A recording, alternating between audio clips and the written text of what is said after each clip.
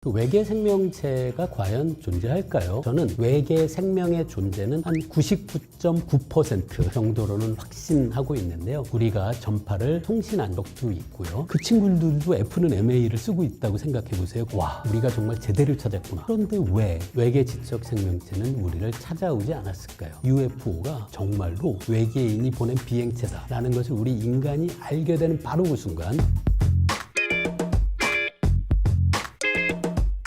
네, 안녕하세요. 성균관대학교 물리학과 김범준입니다. 오늘은 여러분과 함께 우주 어딘가에 존재할 수도 있을 외계 생명체에 대한 이야기를 나눠보도록 하겠습니다. 그 외계 생명체가 과연 존재할까요? 이런 질문을 지구에서 살아가고 있는 인류가 언제부터 하기 시작했을까요? 사실 외계 생명체의 가능성을 생각했던 사람들은 아주 오래전부터 있었어요. 고대 그리스에는 아리스토텔레스의 세계관 그리고 원자론을 따른 세계관이 함께 공존한 시기가 있었는데요. 이 원자론을 주장한 에피쿠로스라는 그 철학자는 세상에는 텅 비어있는 진공과 그 진공 안에서 마구잡이로 돌아다니는 원자, 이런 것들이 이 세상은 모든 것을 구성한다라고 생각했어요. 그럼 우주에서 떠돌던 원자들이 우연히 뭉친 것이 지구라면 우주의 다른 곳에도 지구와 같이 원자들이 뭉쳐있는 세상이 얼마든지 존재할 수 있다라고 생각한 거죠. 또 에피쿠로스를 위시로 한 이런 철학자들은 공간이 무한하다고 생각했거든요. 공간이 무한한데 지구처럼 이렇게 우연히 만들어진 행성이 이곳 하나만 있을까라고 생각하면서 우주 어딘가엔 지구와 같은 천체가 또 있고 그 안에도 생명이 있지 않을까라는 상상을 했고, 이런 상상을 기록으로 남기기도 했습니다. 한편 아리스토텔레스의 세계관에선 천상과 지상을 명확히 구별해요. 달 아래를 지상이라고 생각했는데요.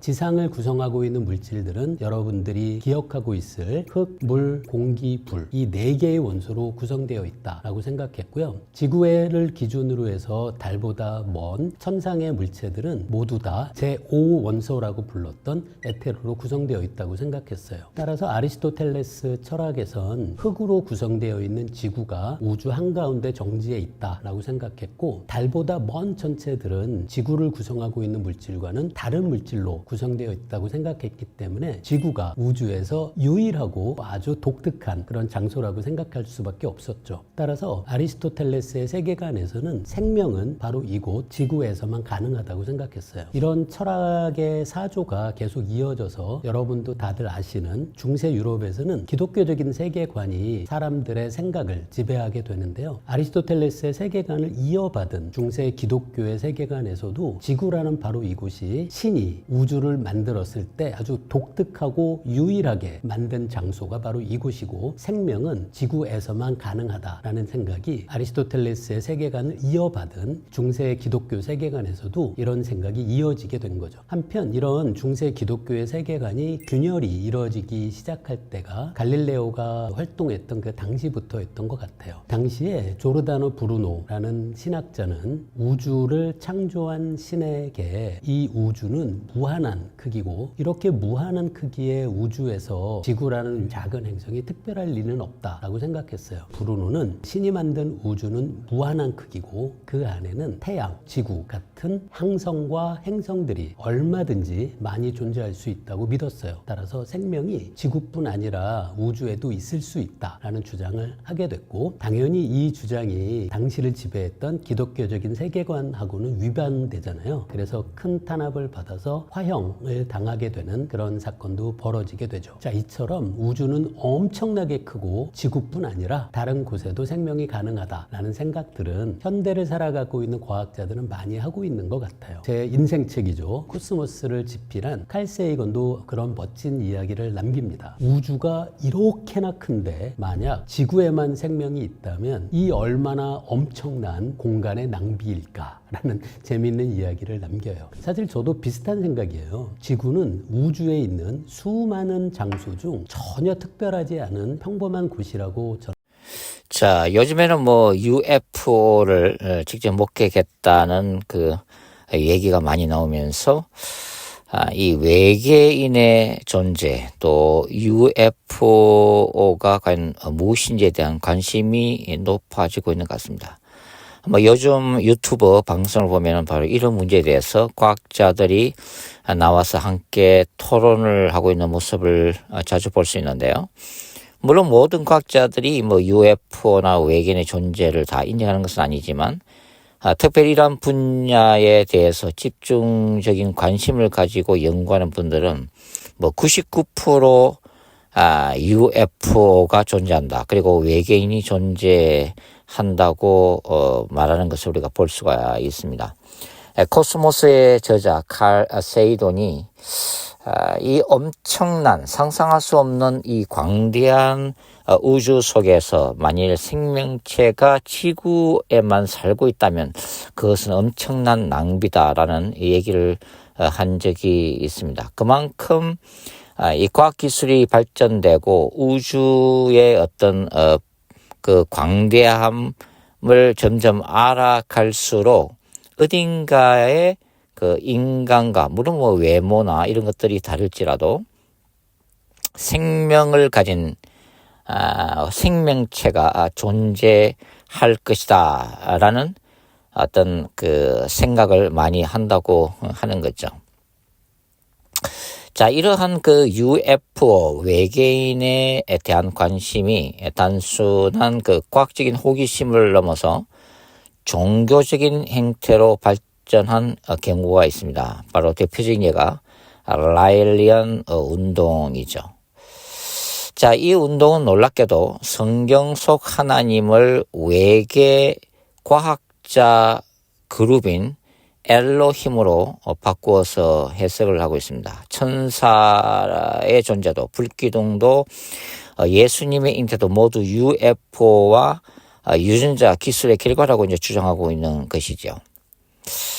그래서 이 라일리안 운동, 물론 이 라일리안 운동이 소수 사람들에게 이제 관심을 가지고 종교처럼 이렇게 취급되기는 하지만 그럼에도 불구하고 우리가 UFO와 외계인의 정체에 대해서 생각할 때에 이 UFO의 외계인을 직접 만나서 계시를 받았다고 하는 메시지를 받았다고 주장하고 장차 올 이 UFO를 타고 올 외계인들을 영접할 준비를 해야 한다고 확신하고 있는 이 라일리안 운동을 우리가 살펴보면 간접적으로 UFO와 외계인의 그 실체에 대해서 접근할 수 있지 않을까라고 이제 생각을 하고 있습니다. 먼저 우리 라일리안 운동의 출발점부터 한번 살펴보도록 하죠. 자, 1973년 프랑스의 자동차 경주 기자였던 클로드 보리롱이 이 라일리안 운동의 창시자입니다. 뭐 일종의 이제 교주죠. 자, 이 클로드 보리롱은 어느 날 UFO를 목격했다고 자신이 주장을 하고 있습니다. 그리고 그 안에서 이 외계인 야외와 만났다고 주장하고 있죠.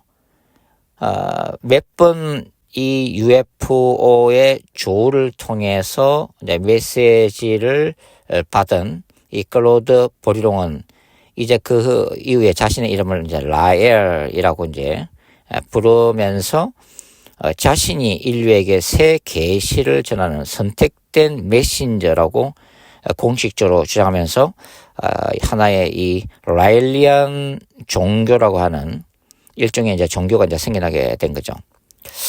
자, 클로드 보리롱에 따르면 성경에 나오는 하나님은 신적인 존재가 아니라 엘로힘이라고 부르는 외계 과학자 종족이라고 하는 거죠. 그리고 인간은 그들의 유전 시험을 통해서 만들어졌다고 주장을 하고 있습니다. 그리고 이 엘로힘은 언젠가 다시 돌아와서 자신들을 믿는 자들과 함께 유토피아를 이룰 것이라고 약속했다고 말하고 있습니다. 사실 이런 것들을 보면은 제가 타 종교의 그 종말론을 다룰 때 모든 그 종교들이 마지막 때의 적그리스도를 메시아로 기다리고 있다고 제가 말씀을 드린 적이 있는데 그 연장선상에서도 한번 생각을 해볼 수 있을 것 같아요. 자, 중요한 것은 이 라일리안 운동에서 기독교의 전경인 성경을 어떻게 해석하고 있는가 하는 것입니다. 자, 그래서 이제 그 몇 중요한 구절들을 이 라일리안 이 종교적 관점에서 함께 한번 생각을 해 보도록 하겠습니다. 먼저 창세기 1장 26절에 우리의 형상을 따라 사람을 만들자라는 말씀이 나오잖아요. 우리 기독교에서는 전통적으로 삼위일체 하나님으로 해석하거나 또 하나님과 천상의 존재 간의 어떤 대화, 그러니까 천상회의, 천사들과의 어떤 보좌 회의로 이제 이해를 하고 있잖아요. 그러나 이 라일리안 종교에서는 이 구절을 다수의 외계 생명체가 인간을 실험실에서 창조한 증거다, 이렇게 이제 주장을 하고 있다고 하는 거죠. 그러면 하나님은 신이 아니라 복수형의 외계 과학자 집단으로 이제 이해가 되어진다고 하는 거죠. 그 다음에 열왕기하 2장 11절에 보면은 엘리야가 불수레와 불말을 타고 이제 하늘로 올라가는 장면이 나오죠. 라일리안 운동에서는 이걸 어떻게 해석하고 있을까요? 엘리야가 UFO를 타고 외계로 이동한 사건으로 해석을 하고 있습니다. 그러니까 어떤 초자연적인 엘리야의 성천 사건이 아니라 과학적 이동 수단이라고 이제 해석을 하고 있는 거죠. 그 다음에 마리아의 성령 잉태설, 처녀 잉태설에 대해서도 이 라일리안 운동은 특이한 해석을 하고 있는 거죠. 누가복음 1장 35절에는 마리아가 성령으로 잉태되었다고 가브리엘 천사가 전하고 있습니다. 그러나 라일리안 운동에서는 이 장면을 외계 과학자의 인공수정 실험으로 해석을 하고 있는 거죠. 그러니까 마리아는 인간 중에서, 여자 중에서 선택된 실험 대상이었다고 하는 거죠. 그 마리아를 UFO로 데리고 와가지고 마리아를 이제 마취시켜 놓고서 외계인의 유전자를 통해서 인공수정을 시켰고 그 결과로 태어난 분이 바로 예수다, 이렇게 이제 주장을 하고 있는 거죠. 그래서 예수가 완벽한 어떤 인간의 모습을 보이고 있다, 이렇게 주장을 하고 있는 것입니다. 그 다음에 이제 출애굽기 13장 21절 나오는 불기둥과 구름기둥에 대한 해석도 그렇게 해석을 하고 있는데요. 이 성경 속에서 이 시내산 위에서의 연기와 불, 이스라엘 백성들을 인도했던 불기둥과 구름기둥은 뭘 상징하는 거죠? 하나님의 능력의 상징, 하나님의 임재의 상징입니다. 하나님이 그분의 천사들을 통해서 일으키시는 초자연적인 이적에 해당이 되는 거죠. 그러나 라일리안 운동에서는 이걸 뭐라고 해석하냐면, 불기둥과 구름기둥을 이 고대 우주선이 UFO가 착륙할 때에 생기는 연기와 빛으로 해석을 하고 있다고 하는 것입니다. 그러니까 이렇게 이제 해석하는 것은 모두 하나님의 초월성을 제거하는 거죠. 하나님의 거룩성을 철저히 부인하고 하나님을 마치 고도로 발달한 과학자 복수 집단으로 객화시키는 굉장히 위험한 주장이라고 하는 것입니다. 자, 이러한 라일리안의 주장은 한 가지만 더 얘기를 하면, 에스겔 1장 보면은 에스겔 거발 강가에서 본 환상에 대해서 얘기하고 있잖아요. 그죠? 이 빛이 번쩍번쩍 하면서 움직이는 그룹 첨사들이 이제 움직이고 있는 그 하나님의 움직이는 보호자 환상을 본 거죠. 이것도 UFO가 이 에스겔의 눈앞에서 그 모습을 보인 거다. 이게 에스겔이 UFO를 목격한 사건이다, 이렇게 이제 해석을 하고 있다고 하는 거죠. 자, 이러한 라일리안의 주장들이 왜 본질적으로 성경과는 완전히 다른 이단적인 가르침인지를 한번 정리를 해보겠습니다. 자, 성경은 하나님을 시간과 공간을 초월하시는 인격적인 창조주로 계시하십니다. 그러나 라일리안의 엘로힘은 물질 우주 내에 존재하는 거예요. 이게 신이 아닌 거죠. 그리고 과학기술로 인간을 창조하는 존재입니다. 그러니까 이 UFO의 외계에는 말 그대로 지구에 비해서는 뭐 수백 년, 수천 년 과학기술이 발전된 존재들이지만은 신이 아니라 유한한 존재들이죠. 뭐 인간보다는 수명이 뭐 길 수도 있겠죠. 그렇지만은 신이 아니라 이제 어떤 이 생명의 유한성을 가지고 있는 존재라고 하는 거죠. 그런데 라일리아는 성경에 이 영원하신 하나님의 본질적으로 부정하고 있는 거죠. 그 다음에 하나님은 인간을 자신의 형상대로 창조하시고 그 다음에 그들과 교제하기를 원하신 거죠. 그러나 라일리안의 엘로힘은 인간을 단지 실험실에서 만든 피조물로 취급합니다. 그러니까 인간의 존재 목적은 하나님과의 인격적인 소통이나 관계성에 있는 게 아니라 엘로힘이 얼마나 기술이 뛰어난가, 얼마나 과학 문명이 발전되는가 그것을 보여주는 그 쇼업의 결과라고 하는 거죠.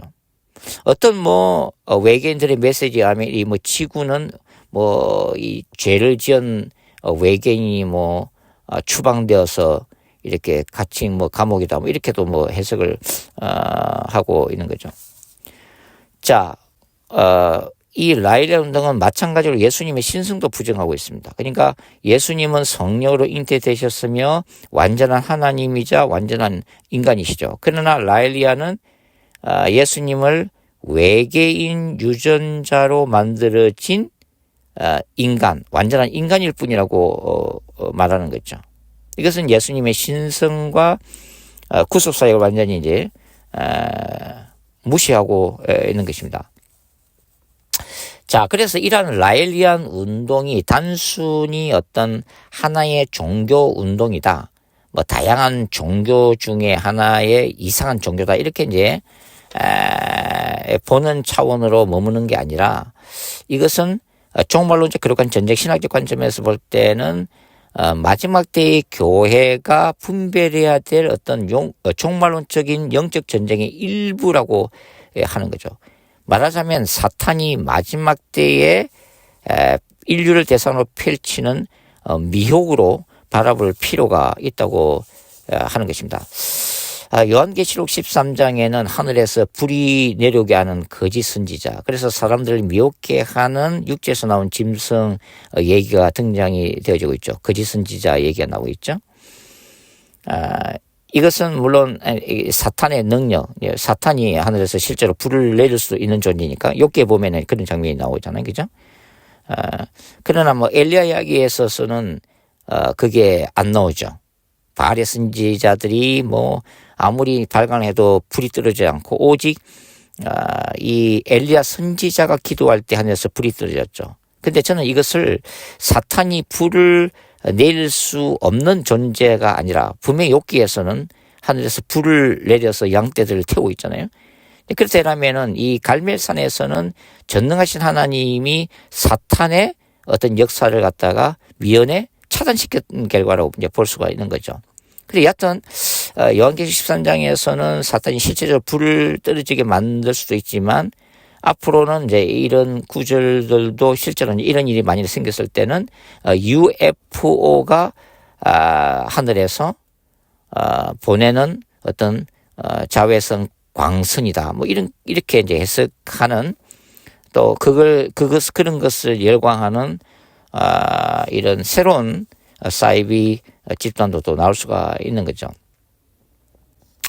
자, 사도 바울은 사탄도 때로는 빛의 천사로 가장해서 사람들을 미혹할 것이라고 경고를 하고 있습니다. 현재 이 UFO의 외계인으로부터 받은 메시지는 주로 이제 평화에 관한 메시지. 이 지구가 핵전쟁을 비롯해서 위험한 어떤 시기로 돌입하고 있고 그 다음에 외계인들이 이것을 걱정하고 있다. 그래서 어떻게든 지구의 멸망, 인류의 멸망을 막기 위해서 외계인들이 지구인들을 도와주기를 원한다. 이런 긍정적인 메시지를 받았다고 전하기도 합니다. 라일리안 운동에서는. 그리고 이런 그 외계인들이 가지고 있는 엄청 발전된 그 과학 문명을 첨단 인공지능 기술을 장차 인간에게 전수해 주기를 원한다. 뭐 이런 어떤 메시지 얘기도 나오고 있고, 그래서 이 UFO 외계인들을 통해서 지상에 지구를 안전하게 지키면서 첨단 과학 문명을 구할 수 있도록 유토피아를 만드는데 외계인들이 도움을 줄 수 있다. 뭐 이런 긍정적인 메시지도 계속 얘기하고 있지만 사실은 이것은 사탄의 미혹이라고 하는 거죠. 결국은 이 UFO가 전하고자 하는 그 메시지가 성경의 진리를 무너뜨리고 있기 때문에 결국은 이런 UFO라고 하는 존재 또 외계인에 대해서는 부정적으로 볼 수밖에 없다고 우리가 그렇게 얘기를 할 수가 있습니다. 결국은 이 마지막 때의 교회가 뭐 이런 현상들에 대해서 이 초월적 창조주 하나님과의 관계 회복을 할 필요가 있다고 하는 거죠. 우리가 개인적으로 저와 여러분이 예수님과의 인격적인 어떤 교제, 소통, 만남, 말씀을 통한 묵상, 기독교 세계관에 대한 이해가 없다면 앞으로는 이러한 유사한 어떤 과학 제일주의 또 신비적 현상에 쉽게 미혹될 수도 있다고 하는 거죠. 그리고 마지막 때가 될수록 우리는 예수 그리스도의 신성과 구속 사역을 분명히 해야 한다고 하는 거죠.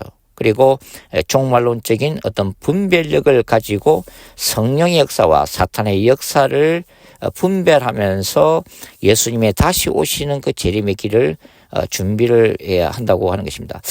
여기 이제 라일리안 운동에 대해서 몇몇 신학자들이 이제 반론을 제시한 글이 있어서 제가 한번 소개를 해드리려고 하는데요. 여기 이제 폴 코픈이라고 하는 학자는 뭐라고 얘기했냐면은 라일리아는 창조주 하나님을 과학으로 대체하려는 후기 계몽주의적 오류에 빠져 있다고 이렇게 지적을 하고 있습니다. 그러면서 이는 전통 유신론의 전제를 부정하여 인간의 도덕적 책임과 신앙의 기반을 무너뜨린다 이렇게 이제 주장했고요. 그 다음에 노르만 가이슬러라는 학자는 라일리아는 하나님을 단지 고차원의 존재로 축소시킴으로써 전능하신 인격적 존재로서의 하나님을 제거하고 있다. 이는 이단의 진행적 특징이다. 이렇게 이제 주장을 하고 있습니다. 그 다음에 크레이그 에반스는 라일리아는 복음서 본문과 당시 유대 문화를 전혀 이해하지 못한 채 현대 과학 기술로 고대 종교를 해석하려는 무모한 시도를 하고 있다. 이렇게 이제 주장하기도 하는 거죠. 자, 오늘날 많은 젊은 층 그리고 지식인들이 어떤 기술적인 신 또 과학적인 초월자를 추구하고 있습니다. 그리고 서두에서 말씀드린 것처럼 기술이 발전될수록 그리고 우주에 대한 이해가 깊어질수록 UFO나 그 다음에 타 행성에 살고 있는 생명체에 대한 관심이 더 높아지고 있다고 하는 거죠. 이러한 어떤 관심의 틈바구니를 끼고서 침투한 것이 바로 라일리안 운동이라고 하는 사교적인 종교라고 하는 거죠. 어찌 보면 이제 이 라일리안 운동의 추종자들은 정말 이것이 미래지향적인 어떤 종교, 과학시대에 걸맞는 어떤 기존 종교를 대체할 수 있는 새로운 종교라고도 보지만 사실은 이것이 굉장히 위험하다 하는 것입니다. 결국은 저와 여러분은 예수 그리스도의 이 구원의 유일성 그리고 성경적인 진리를 확신하고 성경을 통한 성령의 그 진리의 계시성을 믿고 있기 때문에 결국 우리가 이 모든 것들을 이 마지막 때에 더욱더 분별해야 될 그런 도전을 받고 있고, 이것이 제가 늘 얘기하는 정말로 그룩한 전쟁의 한 측면이라고 하는 거죠. 결국은 말씀과 성령의 능력과 지혜 안에서 깨어 있어야 하고, 종말의 현상을 다각도로 우리가 분석하면서 예수님의 재림을 준비해야 될 이 마지막 때를 살고 있다는 것을 제가 마지막으로 말씀을 드리고 싶습니다. 예, 감사합니다.